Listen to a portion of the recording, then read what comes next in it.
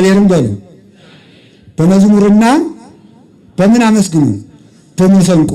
በመዝሙርና በመሰንቆ ምንድን ነው? መሰንቆ ማለት ሃይማኖት ነው። ማን እንደተረጎመው?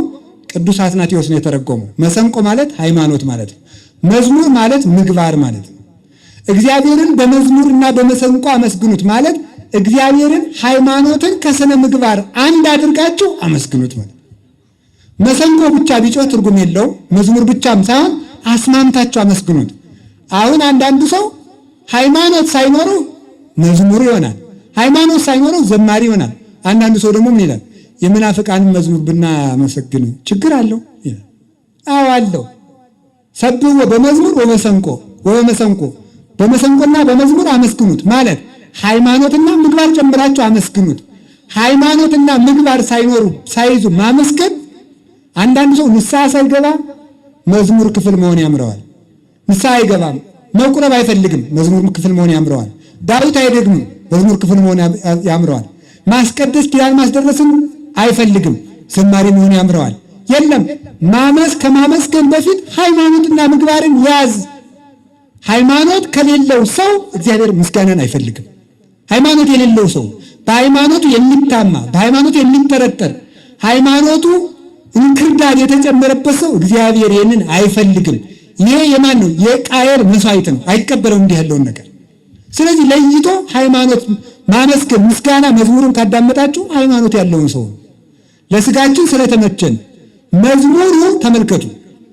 መዝሙሩ ትክክል ነቀፋ የሌለበት እንኳን ቢሆን የሚዘምረው ሰው ሃይማኖት ከሌለው ግን ትክክል አይደለም።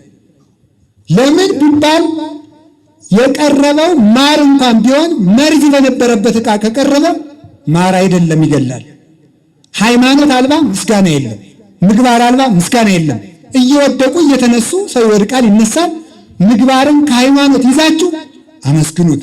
መሰንቆ የቤተ ክርስቲያን የአንድነቷ ምሳሌ ነው። መሰንቆ ጭራው ብዙ ነው፣ ድምፁ ግን አንድ ነው። ቤተ ክርስቲያን ብዙ ሕዋሳት አሏት፣ አንድ አካል ናት። የማን አካል? የክርስቶስ አካል ነው። በቤተ ክርስቲያን መለያየትን የሚፈጥር ሰው ቢቀድስ፣ ማይሌት ቢቆም፣ ድጓ ቢያውቅ፣ አንገቱ እንደ ቀለበት እስከሚቀጥን ድረስ ቢዘም፣ ቢጸነጽል፣ ቢያመረግድ፣ ቅኔ ቢቀኝ በፍጹም ትርጉም የለው። የቤተ ክርስቲያንን አንድነት የሚነካ ሁሉ ምስጋና አይደለም። ድጓ ሊሆን ይችላል። የቅዱስ ያሬድ ድጓ እንኳን ቢሆን እንኳን የኛ አሁን እኮ አላችሁ የላችሁም፣ እግዚአብሔር ከሁላችን ጋር ይሁን። እግዚአብሔርን በመሰንቆና በምግባር አመስግኑት ማለት ሃይማኖትን ከምግባር አንድነትን ጠብቃችሁ አመስግኑ። የእግዚአብሔር ቤተሰቦች በሕይወታችሁ ዘመን ሁሉ ቅድሚያ የምትሰጡት ነገር ቢኖር የቤተ ክርስቲያን አንድነት ነው። የቤተ ክርስቲያን አንድነት በሉ። አባ የቤተ ክርስቲያንን አንድነት የሚነካ ከሆነ አባ ቀርቶ ቤተ ክርስቲያንን ይዛችሁ ትቀጥላላችሁ። የሚደረገው እንደዚህ ነው ማለት። ማንም ሰው ከቤተ ክርስቲያን ሊበልጥ አይገባም። ሌላው ቀርቶ በእውነት ማለት ነው ብፁዕ ቅዱስ አባታችንን ያከብራለሁ። እሳቸው እንኳን ቢሆኑ ከቤተ ክርስቲያን አይበልጡ።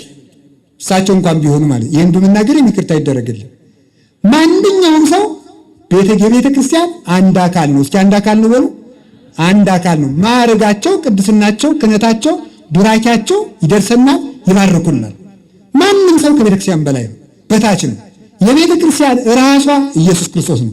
ቤተ ክርስቲያን በክርስቶስ ራስነት የምታስብ ናት።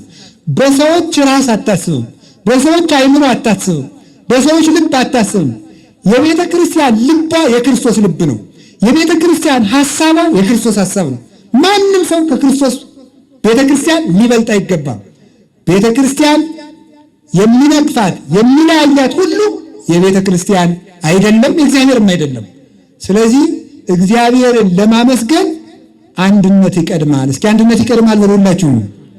በሉ ንገሩኝ እንጂ ምን ይቀድማል? አንድነት ይቀድማል።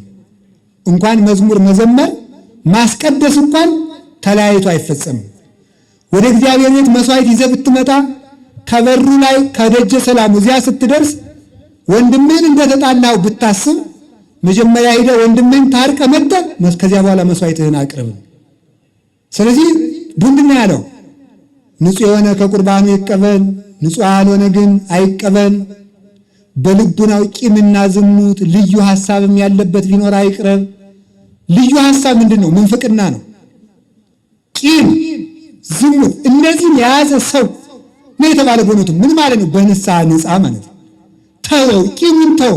ቂም ማለት የሰዎችን ልብ የሚበላ ትል ነው። ቅድስናን በልቶ የሚጨርስ ከውስጥ የተቀበረ እባብ ነው። ያንን መተው፣ መለያየትን ማጥፋት፣ ከቤተ ክርስቲያን አንድነት መጨመር። እግዚአብሔር ከሁላችን ጋር